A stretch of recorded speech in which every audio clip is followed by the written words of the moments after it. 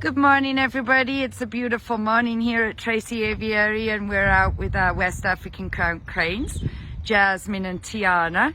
They actually just did a bit of flying, and this was their second flight, not quite as long as the first, but there you go. So this is Jasmine and Tiana, and my co-worker Jackie is over there. As I said, our West African crowned cranes. Now, you know, things are a little different at the moment, and Tracy Aviary isn't open, as I'm sure you're all aware, but that doesn't mean that we don't still want our birds' lives to remain as normal as possible, and that includes getting them out every day so they can fly and walk around and have their playtime and such like. The only thing that's different is we don't have any guests with us at the moment. I'm sure some of the birds are going to be in for a rude awakening actually when we reopen. Tracy Aviary is a pretty peaceful little oasis at the best of times, but right now it's super peaceful. There's nobody here. Anyway, so cranes are pretty incredible birds. I don't know how much you guys know about cranes. There's 15 different species. They're found all around the world on every continent, with the exception of South America and Antarctica. So pretty much anywhere you go in the world, you can see cranes. West African crowned cranes, like Jasmine and Tiana here, as their name would suggest, are found in Africa. No matter where they're found, cranes are actually revered a lot and seen as pretty positive things. I think a lot of people really love seeing them. Jasmine and Tiana here have been at Tracy Aviary since they were 6 days old.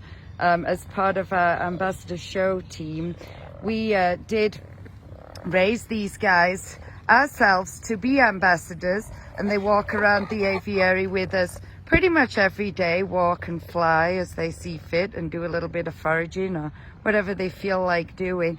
We named them Jasmine and Tiana after princesses because of those beautiful golden crowns that you can see they have right there.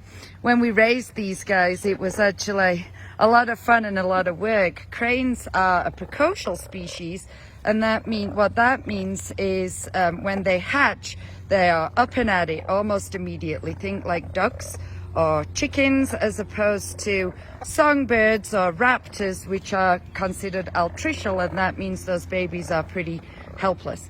Because of their precocial nature, cranes are walking around after their parents within hours of hatching, and that walking around is important for their development. So as unofficial crane parents, Jackie and myself had to do a lot of walking with these guys when they were little to make sure that their feet and legs developed the way that they should. We'd go walk them 5-6 times a day, so they got very used to walking around.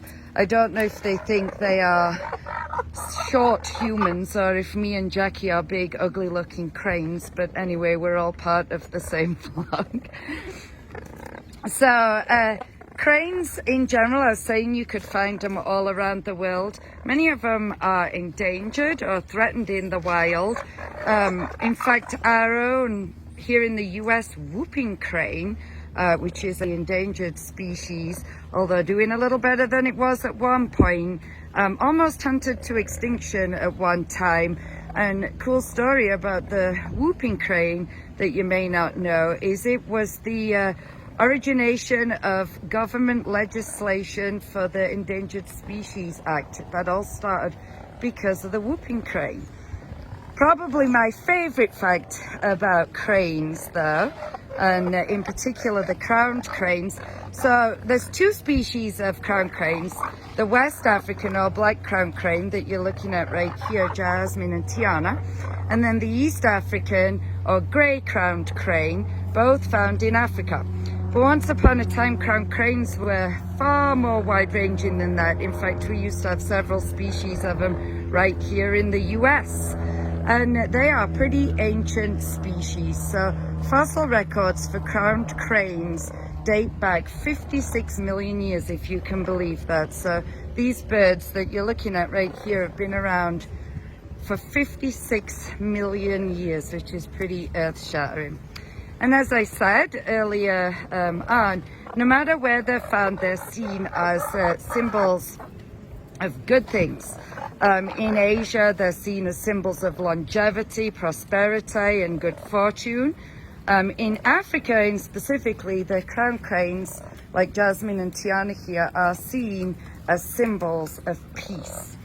And I don't know about you guys, but with everything that's going on in the world right now, I think we could all use a little happiness, good fortune, longevity, and peace in our lives. So I hope this little glimpse at our morning walk with beautiful Jasmine and Tiana brings some of those things to you.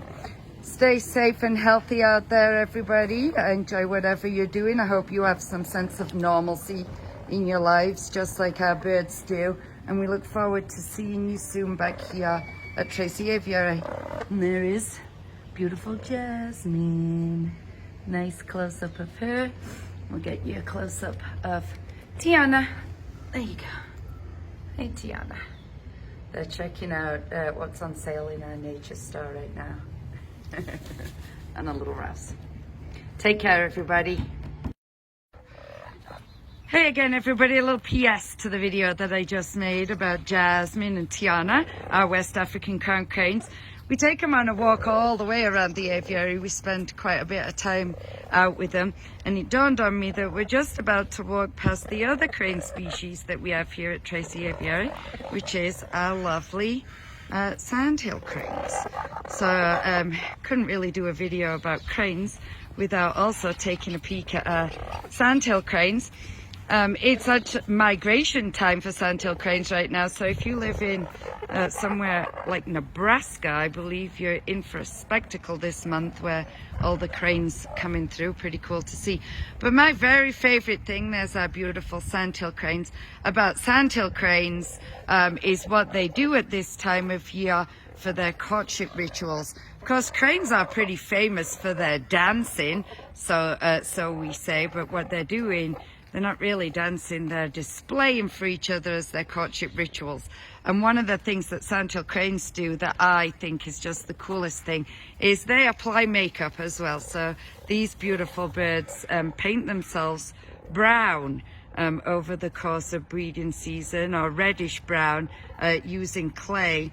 Our sandhill cranes right now are their natural grey colour, but our keepers do provide them with the clay that they need to go through that natural behaviour. And a couple of months from now, these birds that you're looking at right here will be a rusty brown colour. It's really the coolest thing to see. And here's Jasmine and Tiana again. They of course don't need any makeup. They are naturally beautiful just the way they are, golden crowns and all. And thought you might like to see our sandhill cranes as well. So we're going to carry on our walk with Jasmine and Tiana, checking out the recycling.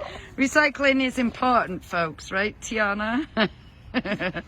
And we'll talk to you next time.